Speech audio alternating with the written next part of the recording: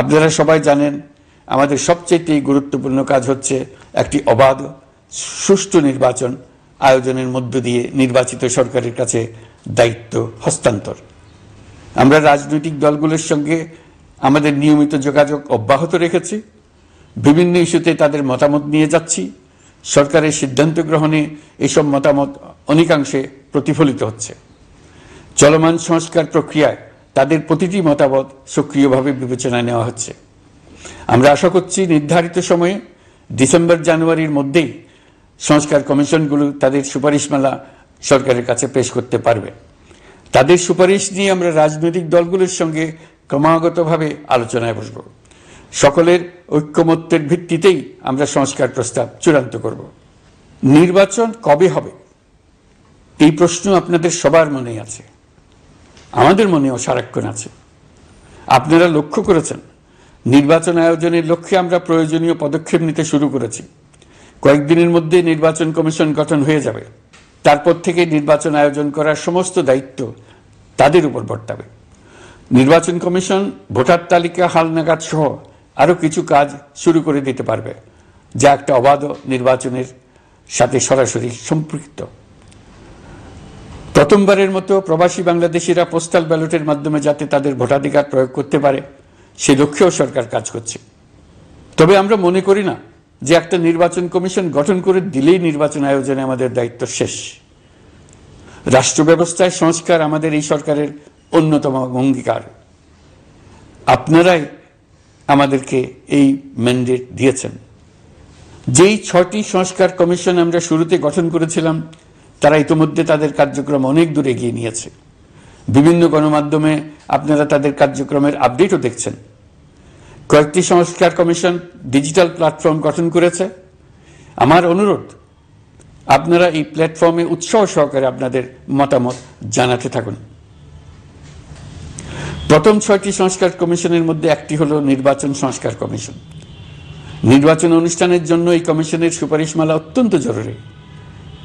তাদের প্ল্যাটফর্মে যান, আপনার মতামত খোলাখুলিভাবে তুলে ধরুন। আপনি দেশের মালিক, আপনি বলে দিন আপনি কি চান, কিভাবে চান। নির্বাচন নিয়ে আপনাদের সকল বক্তব্য বিনা দ্বিধায় বলতে থাকুন।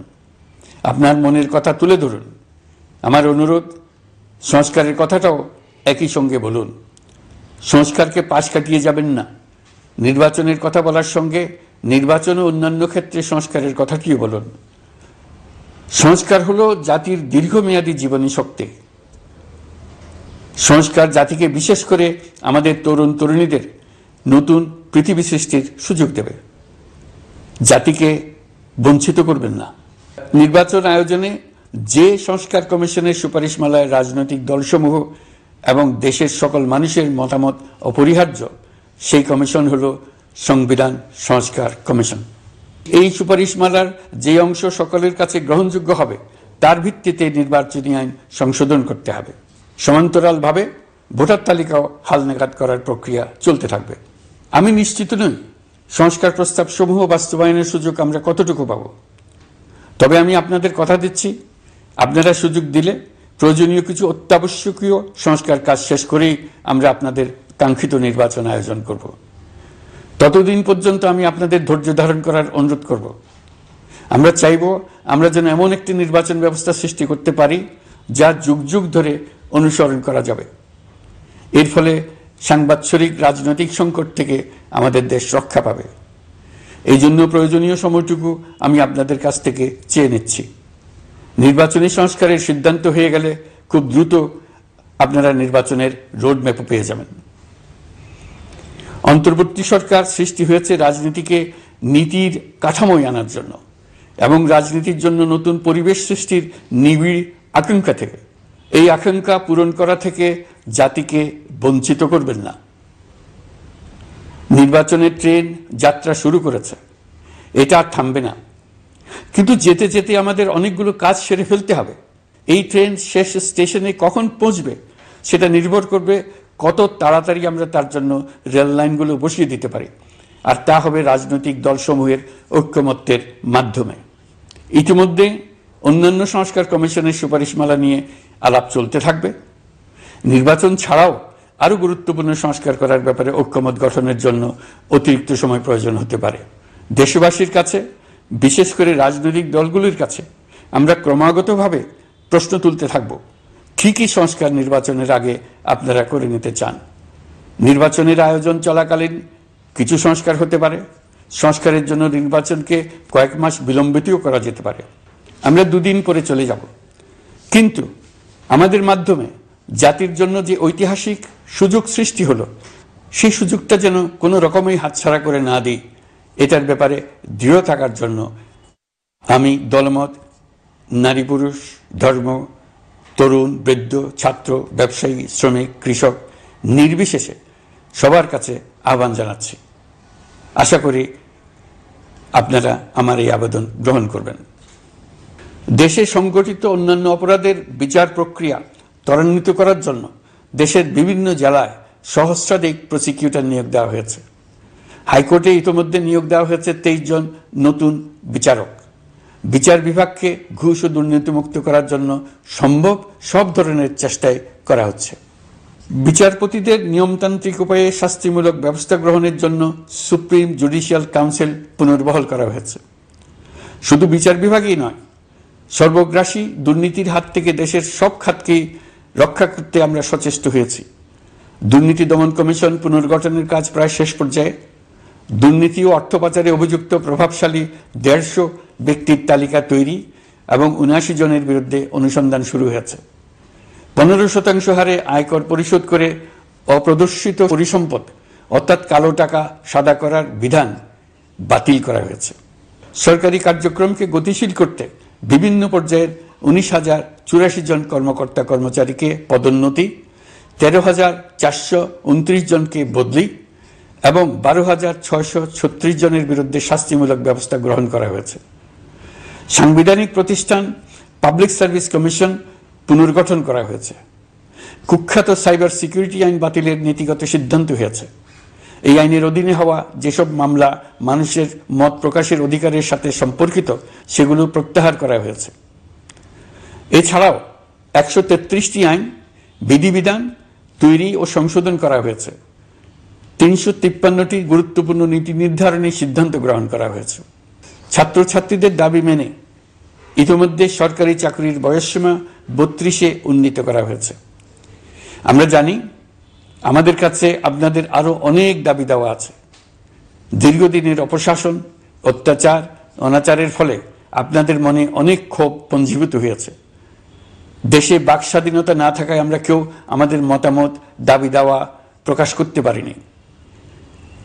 আমরা আপনাদের প্রতিটি দাবির প্রতি সহানুভূতিশীল। আমরা ধৈর্য সহকারে আপনাদের কথা শুনতে চাই, কিন্তু সেজন্য আপনারা সড়ক অবরোধ করে জনদুর্ভোগ সৃষ্টি করলে আমাদের সকলেরই অসুবিধা হয়।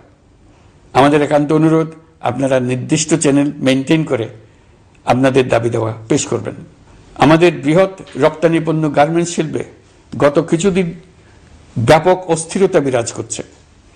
ফ্যাসিস্ট সরকারের সুবিধাভোগী বেশ কিছু গার্মেন্টস মালিক পালিয়ে যাওয়ায় শ্রমিকদের বেতন ভাতা নিয়ে অনিশ্চয়তা তৈরি হয়েছে। অন্য অনেক কারখানাও শ্রমিকদের ন্যায্য বেতন সহ অন্যান্য সুবিধা থেকে বঞ্চিত ছিল। শ্রমিকরা তাদের দীর্ঘদিনের বঞ্চনার প্রতিবাদ জানাতে এবং অনিশ্চয়তা থেকে মুক্তি পেতে রাস্তায় নেমে আসে। আমরা তাদের কথা শুনেছি, তাদের আলোচনার টেবিলে নিয়ে আসতে পেরেছি। আমরা অত্যন্ত আনন্দিত যে মালিক শ্রমিকের মধ্যে 18 দফার একটা ব্যাপক ভিত্তিক চুক্তি স্বাক্ষরিত হয়েছে। বড় ধরনের কোনো সহিংসতা ছাড়াই আমরা শ্রমিক অসন্তোষ নিরসন করতে পেরেছি। তারা আবার উৎপাদনে ফিরেছে। এতে প্রাণ ফিরে পেয়েছে বাংলাদেশের রপ্তানিমুখী এই শিল্প। নানা প্রতিকূলতা সত্ত্বেও অক্টোবর মাসে আমাদের রপ্তানিতে প্রবৃদ্ধি হয়েছে প্রায় 21%। আমরা যখন কাজ শুরু করেছি, দেশের অর্থনীতি ছিল বিপর্যস্ত। বৈদেশিক মুদ্রার রিজার্ভ ছিল তলানিতে। আসার কথা, এই রিজার্ভ পরিস্থিতি এখন উন্নতির পথে। গত 3 মাসে রিজার্ভে কোনো রকম হাত না দিয়েই আমরা প্রায় $2 বিলিয়ন বৈদেশিক ঋণ শোধ করতে পেরেছি। জ্বালানি তেল আমদানিতে পুঞ্জীভূত বকেয়ার পরিমাণ $478 মিলিয়ন হতে কমিয়ে $160 মিলিয়ন আনতে পেরেছি। অর্থনীতি পুনরুদ্ধারে আমরা সর্বাত্মক চেষ্টা চালিয়ে যাচ্ছি।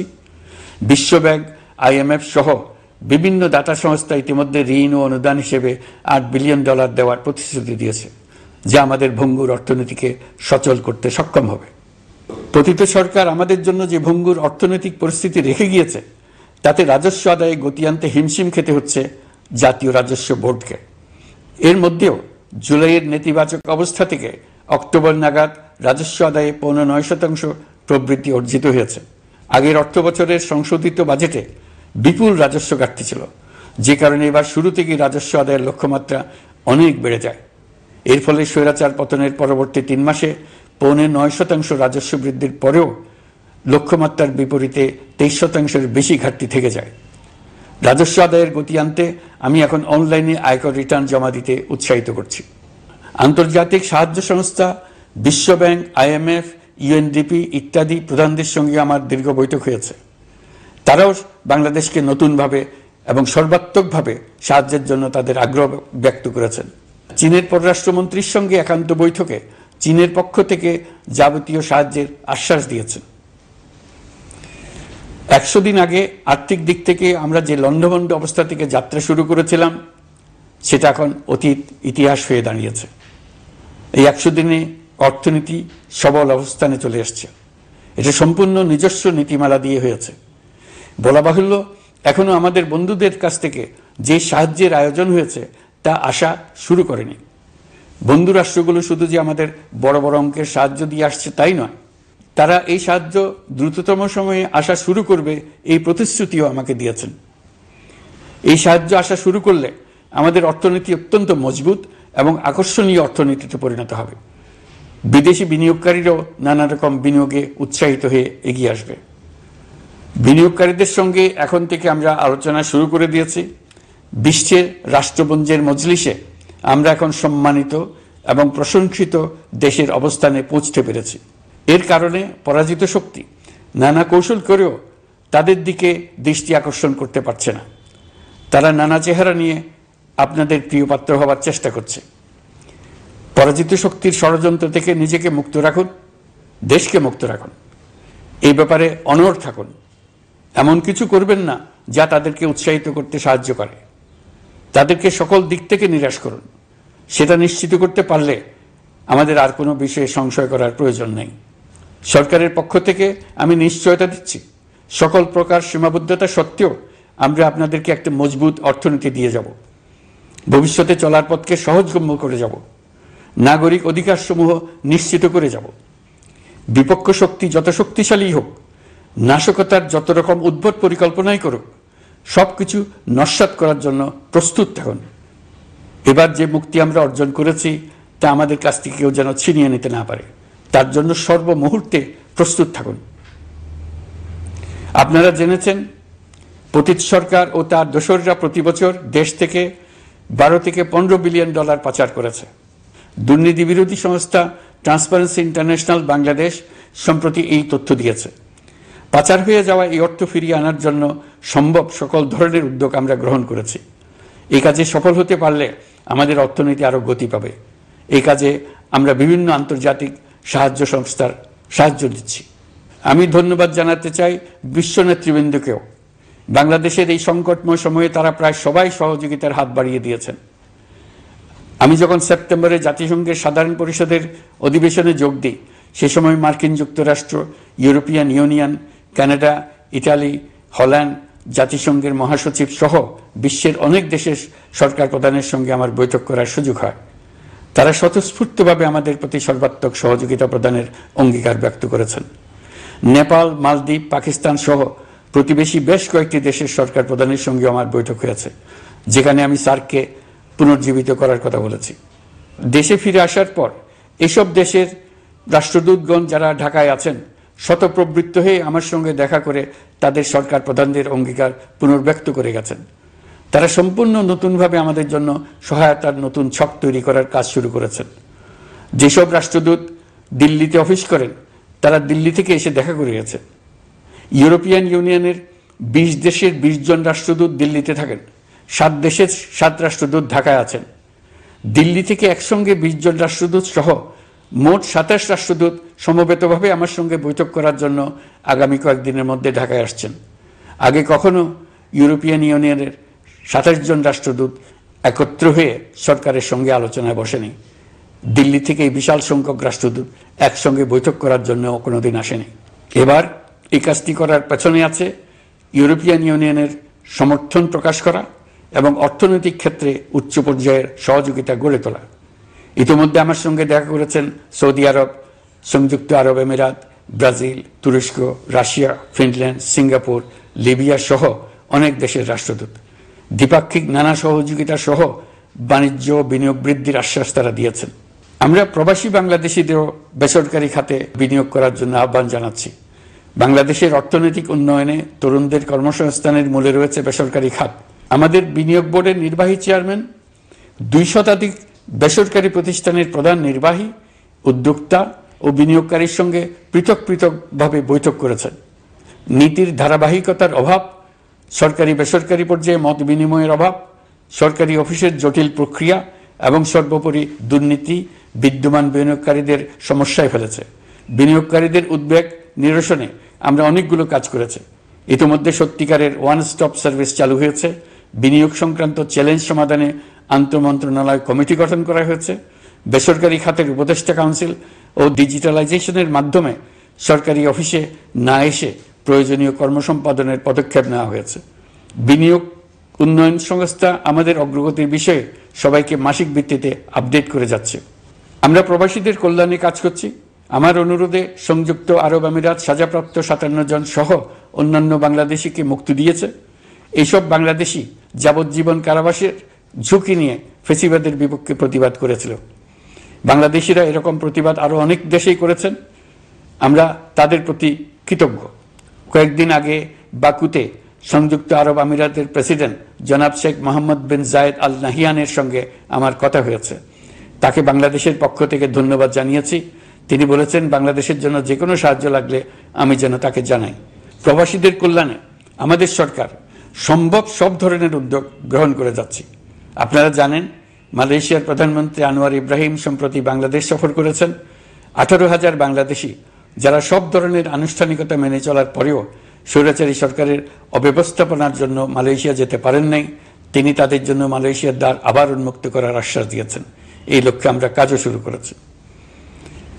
আপনারা জেনে থাকবেন মালয়েশিয়া আগামী বছর দক্ষিণ পূর্ব এশিয়ার আঞ্চলিক সহযোগিতা সংস্থা আসিয়ানের চেয়ারম্যানের দায়িত্ব নিতে যাচ্ছে। আমরা ইতিমধ্যে আসিয়ানের সদস্য পদের জন্য আবেদন করেছি। মালয়েশিয়ার প্রধানমন্ত্রী আমাদের আবেদন সক্রিয়ভাবে বিবেচনার আশ্বাস দিয়েছেন। একই ধরনের আশ্বাস আমরা পেয়েছি ইন্দোনেশিয়া থেকেও। ইন্দোনেশিয়ার পক্ষ থেকে সে দেশে রাষ্ট্রীয় সফরে যাওয়ার জন্য আমাকে অনুরোধ করেছে। সৌদি আরব সহ বিশ্বের আরও অনেক দেশ আমাদের সঙ্গে সহযোগিতা বৃদ্ধির প্রস্তাব দিয়েছে।